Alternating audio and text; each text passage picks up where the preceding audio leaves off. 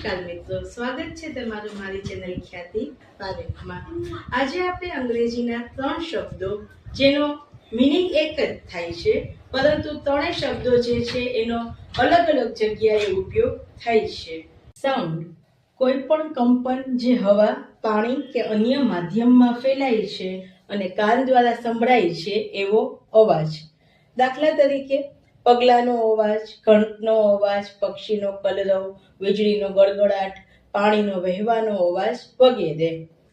Example જોઈએ તો પક્ષીઓનો અવાજ આનંદ આપે છે। The sound of birds gives happiness.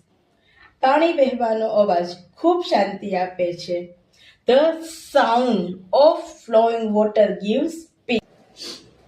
Voice, જ્યારે માનવ કે પ્રાણીના કંઠથી ઉત્પન્ન થતો અવાજ, જેમ કે બોલવું, ગાવું, ચીસ પાડવી વગેરે।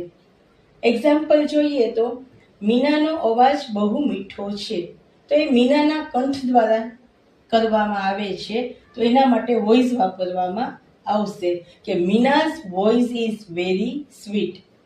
રમેશનો અવાજ આજે થોડો કમજોર છે, તો Ramesh's voice is little weak today, તો ત્યારે પણ વોઇસનો યુઝ કરવામાં આવે છે। હવે જોઈએ ત્રીજું, નોઇઝ।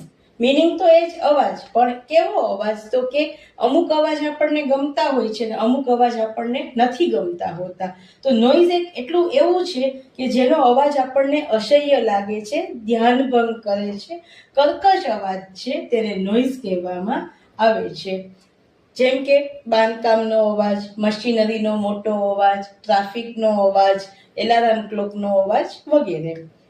એક્ઝામ્પલ જોઈએ તો ટ્રાફિકનો અવાજ મને તંગ કરે છે, તો હવે આ અવાજ આપણને ગમતો નથી, માટે ત્યાં નોઇઝનો યુઝ થશે, ત્યાં વોઇસ કે સાઉન્ડનો યુઝ થશે નહીં। The noise of traffic disturbs me. ફેક્ટરીમાં મશીનનો અવાજ ખૂબ જોરથી આવે છે, તો The noise of machines are very loud in factory, તો ત્યાં પણ નોઇઝનો ઉપયોગ કરવામાં આવે છે। Thank you.